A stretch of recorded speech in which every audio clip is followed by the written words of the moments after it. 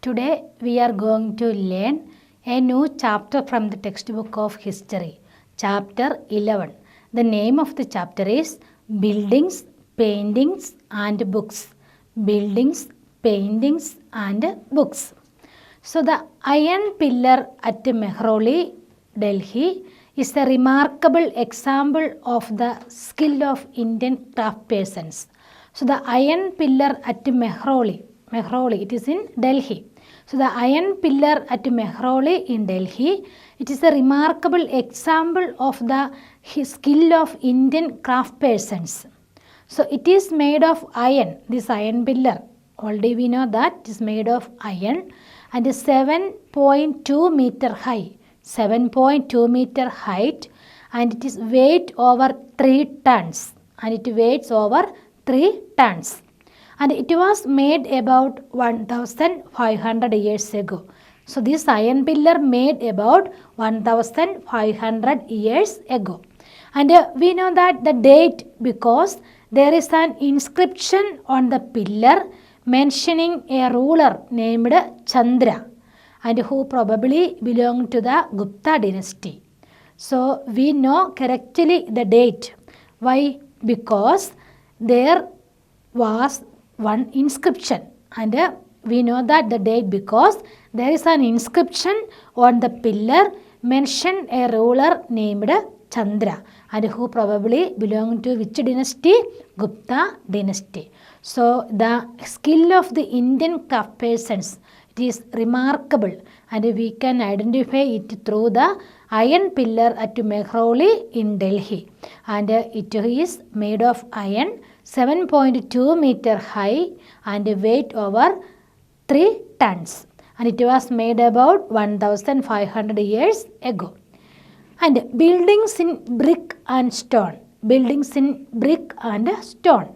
So the skills of our craftspersons are also apparent, also understood or obvious in the buildings that have survived such as stupas. So the skill of our craftspersons are also obvious or understood in the buildings that have survived now also such as stupas. Stupa. The word stupa means a mound. So the word stupa means a mound. Mound means hump or like a dune. So while there are several kings of stupa, round and tall, big and small, these have certain common features. So all stupas have some certain common features. Which are they? So there is a small box placed at the center or heart of the stupa. So there is a small box placed at the center or heart of the stupa. And this may contain bodily remains. Remains means already you know that maybe remains of the body or remains of the materials which they used anyway such as teeth, bone or ashes of the Buddha or his followers or things they use as well as precious stones and coins. So there is a small box placed at the center or heart of the stupa and in that box some remains are there. Some bodily remains are there and maybe such as teeth, bone or ashes and who's this? Maybe Buddhas or followers of Buddha. And things they used and which are the things they used and as well as sometimes precious stones and coins. All these things are put inside that box. Then this box known as which one? Relic casket. Relic casket and was covered with the earth. So what is meant by relic casket? A small box placed in the center of the stupa is known as relic caskets. And this may contain the bodily remains. And these relic caskets contain which one? Bodily remains and bodily remains containing this box. And this later a layer of mud brick or baked bricks was added on top. So most of the stupas, this relic caskets was covered with earth. After that a layer of mud brick or baked brick was added on top of the stupas. And then the dome like structure was sometimes covered with the carved stone slabs. So these are the common features of the stupas. Which one? And all stupas, stupa means a mould like a dome or hum. And these stupas actually round and tall, maybe big and small, and these have some common features such as in this all stupas containing a relic casket, relic caskets, and a relic caskets actually it is placed at the center of the stupas, and this box containing which one? Bodily remains like teeth, bones or ashes of the Buddha or his followers, and the things they use, and as well as precious stones and coins. So these are the important features of the stupas, and some other features also there. Which are they? Often a path known as Pradikshinapada was laid around the stupa. So around the stupa there is a path. So around the stupa there was a path, and it is known as which one? Pradikshinapada. So often a path known as Pradikshinapada was laid around the stupa. So around the stupa there was laid around the stupa, which one? There was laid a path known as Pradikshinapada, like a temple. Okay, Pradikshinapada. Then this was surrounded with the railings, and this Pradikshinapada was surrounded with the railings. Railings means a fence or barrier made of rails. A fence or barrier made of rails. Then entrance to the path was through gateways. Entrance to the path. The entrance of the path, that was gateways. Gateways are there. Then gateways were there. Then devotees walked around the stupa. Devotees walked around the stupa in a clockwise direction. Which direction? Clockwise direction, and as a mark of devotion. And why they walked around the stupa? As a mark of devotion. So both railing and gateways were often decorated with the sculpture. So these rails and gateways were decorated with the sculpture. Sculpture means art of making statue by carving. Art of making statue by carving. So these stupas, all the stupas have some common features. First one, in the center of the stupas there were one relic casket. And most of the stupas, around the stupas, laid down which one? Like a path, and it is known as Pradikshinapada.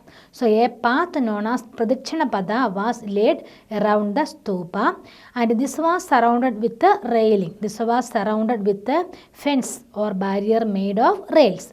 And entrance to the path was through gateway. Entrance to the path was through gateways, and devotees walked in which direction? In clockwise direction. And when we are entering the temple, we are also walking around the temple which direction? In a clockwise direction. And for what? In order to show the devotion, in order to mark of devotion. So like that way, like in the stupas also devotees walked around in a which direction? As clockwise direction. And both railing and gateways were often decorated with the sculptures. And the railing and gateways also were decorated with the which one? With the sculpture. Sculpture means a fence or barrier made of, sculpture means art of making, which one? Art of making statues by carving. Art of making statues by carving is known as sculpture. Art of making, which one? Art of making statues by carving is known as sculpture. So Amaravati was a place where a magnificent stupa once existed. So Amaravati was a place where a magnificent stupa was existed. And many of the stone carvings for decorating the stupa were made about 2000 years ago. So in Amaravati there was a significant stupa, and this stupa, many of the stone carvings are there. In this stupa many of the stone carvings are there, and it is decorated, this stupa was decorated with stone carvings, and it is made about 2000 years ago. And other buildings were hollowed out of rock to make artificial caves. So other buildings and they hollowed, and that other buildings also hollowed out of the rock to make artificial caves.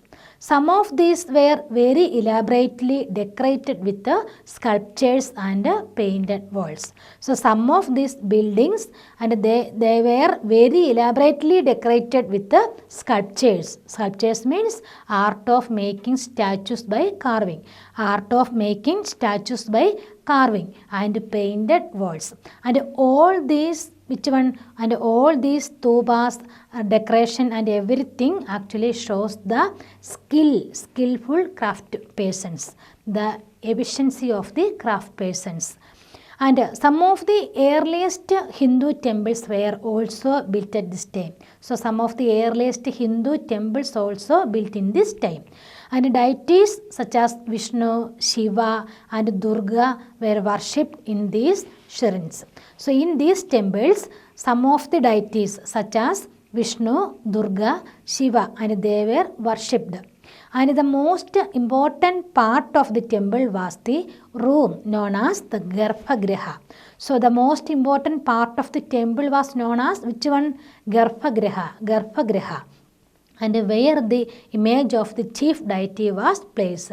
So in the Garbhagriha, the main or the chief, the image of the chief deity was placed.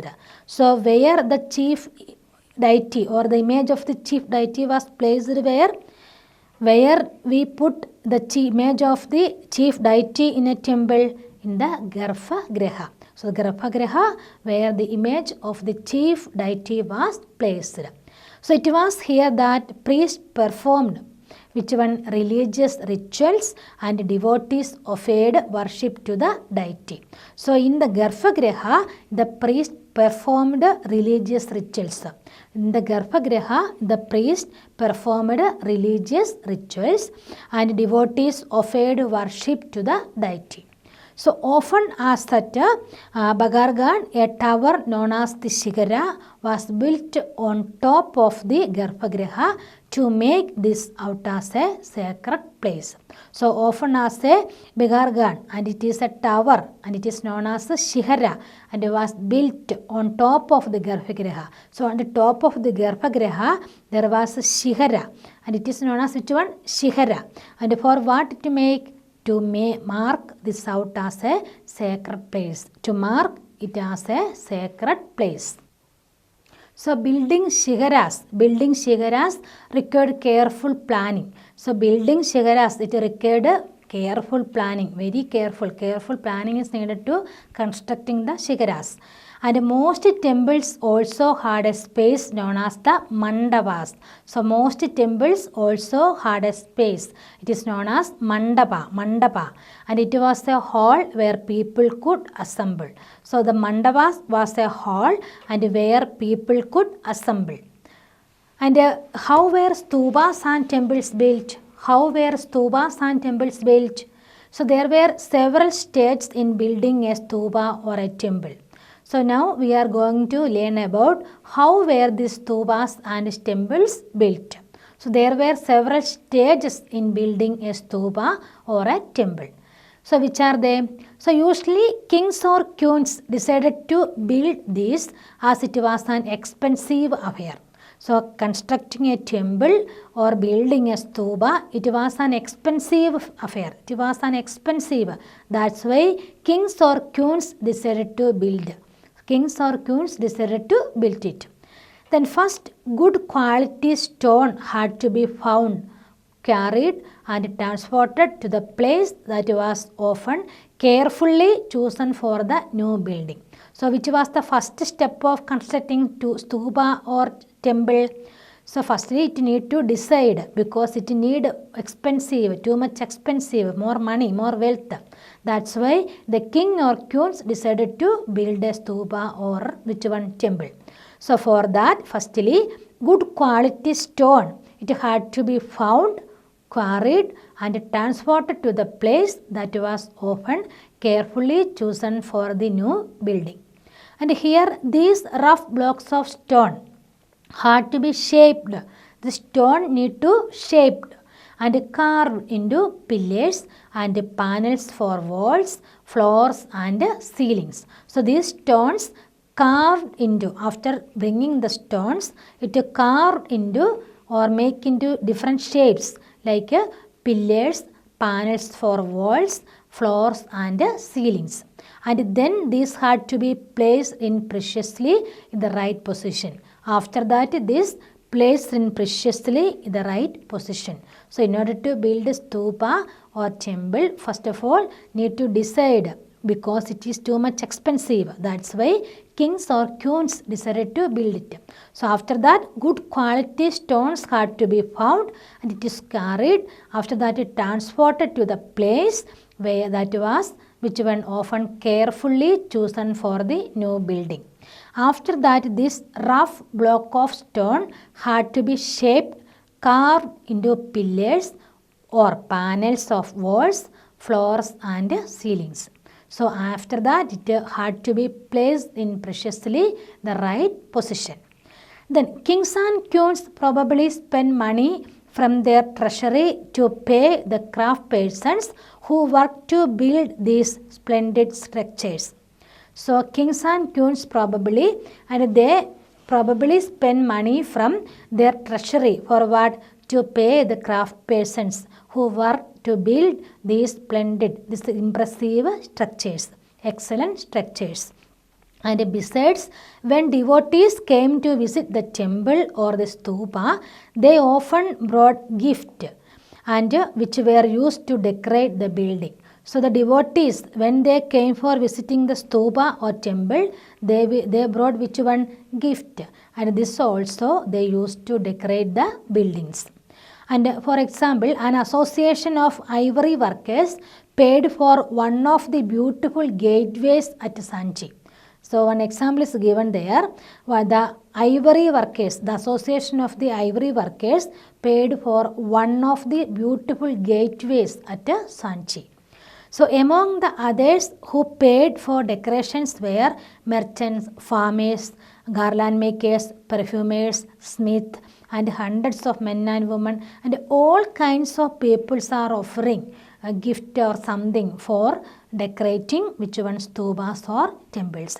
The devotees gives which one? Some gift to the temple or the stupas in order to show their devotion. And all these money is used for which one? For decorating the stupas or temples. Next we are going to learn about paintings. So one of the best examples of the excellent painting is Ajanta Ellora Caves. So here is given the explanation about Ajanta Caves. So Ajanta, this is a place where several caves were hollowed out of the hills over centuries. The Ajanta Caves in Maharashtra. So this is a place where several caves were hollowed out of the hills over centuries. So most of these were monasteries for Buddhist monks. So most of these were monasteries for Buddhist monks, and some of them were decorated with paintings. So some of these monasteries were decorated with paintings. And here are some examples. So as the caves are dark inside, most of these paintings were done in the light of torch. So the colors, which are vivid even after 1500 years, were made of plants and minerals. So the artist who created these splendid works of art remain unknown.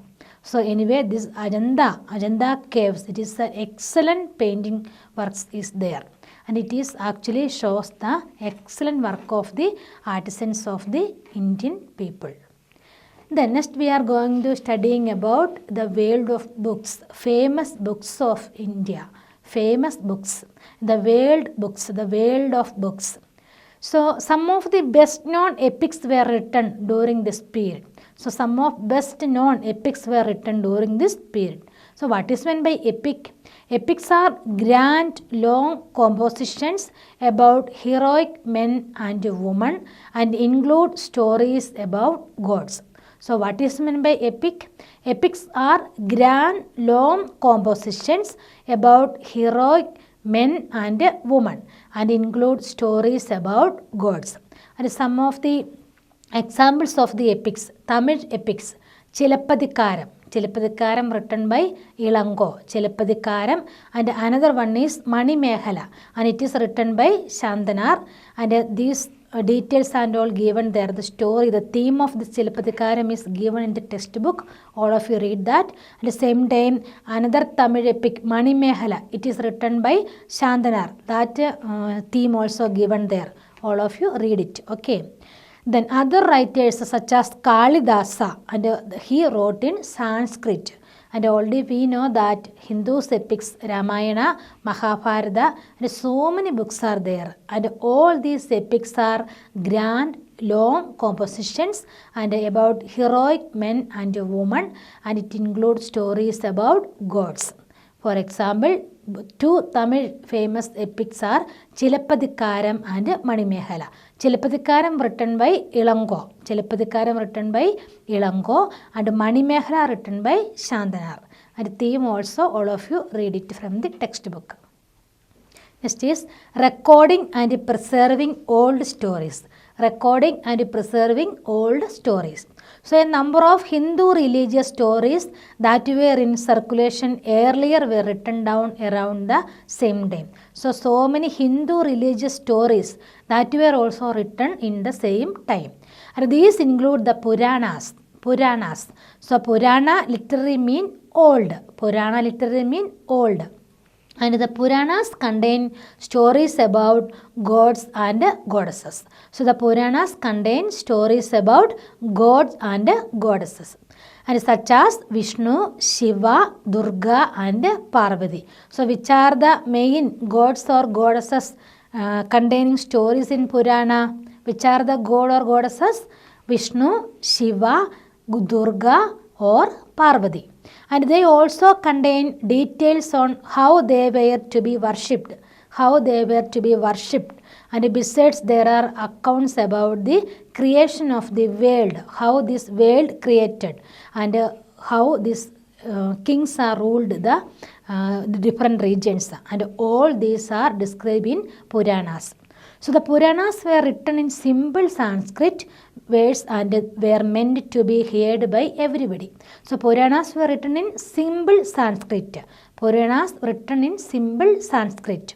And including these simple Sanskrit, that's why these Puranas can hear each and everyone, including women and Shudras. And these women and Shudras who were not allowed to study the Vedas. And women and Shudras were not at all allowed to study or hear the Vedas. And they were probably recited in temples by priests, and people came to listen to them. The two Sanskrit epics, the Mahabharata and the Ramayana, had been popular for a very long time. Already we know that the two famous Sanskrit epics, which are the Mahabharata and Ramayana. And the Mahabharata is about a war fought between the Kauravas and the Pandavas, and who were cousins. And this war was to gain control of the throne of the Kurus and their capital Hastinapura. And the story and all, already you know that what was the story of the Mahabharata, Ramayana, and everything is famous for you, familiar to you. So next one, stories told by ordinary people. Stories told by ordinary people. So ordinary people also told stories, composed poems and songs, sang, danced and performed plays. So ordinary people also told stories, they composed poems and songs, and they sang and they danced and performed plays also. And some of these are preserved in collections of stories such as Jatakas and the Panchatantra, which were written down around this time. So the ordinary people's stories and all known as which one? Jatakas and Panchatantra. Jatakas and Panchatantra. And stories from the Jatakas were often shown on the railing of stupas and in painting in places such as Ajanta. So stories from the Jatakas were often shown on the railing of stupas and in painting in places such as Ajanta. So the Sanskrit books, famous Sanskrit epics are Ramayana and Mahabharata, and some other stories also there, and it is told by the ordinary people, and they are known as Jatakas and Panchatantra. So next, books on science, the writing books on science. So this was also the time when Aryabhatta, a mathematician and astronomer, wrote a book in Sanskrit known as the Aryabhatiyam. So Aryabhatiyam, it is written by who? Aryabhatta. So this was also the time when Aryabhatta was a famous mathematician and one astronomer, mathematician and astronomer. And what was his name? Aryabhatta. And he wrote a book in Sanskrit. And what was the name of that book? Aryabhatiyam. And he stated that day and nights were caused by the rotation of the earth on its axis. And that already you studied. Because of the rotation, days and nights occurred. And because of the revolution, seasons happened. Okay. So the sun is rising and setting every day. So he developed a scientific explanation for eclipse as well. So he also found a way of calculating the circumferences of a circle, which is nearly as accurate as the formula we use today. So many inventions on mathematics and the same time in the astronomy, and all these things are done by the Aryabhatta, and it is described in his famous book, and that is written by in Sanskrit. And what was the name of that book? Aryabhatiyam.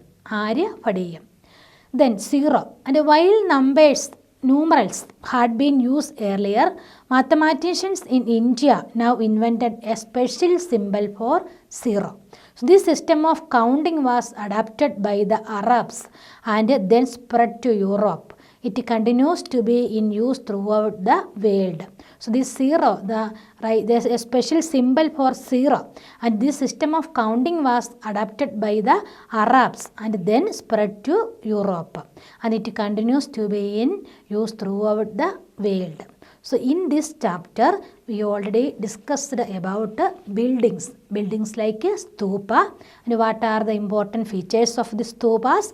After that, we discussed about the paintings. For example, Ajanta cave, the marvelous or excellent paintings of the Ajanta cave, and it shows the special feature or speciality of the art craft people in ancient India.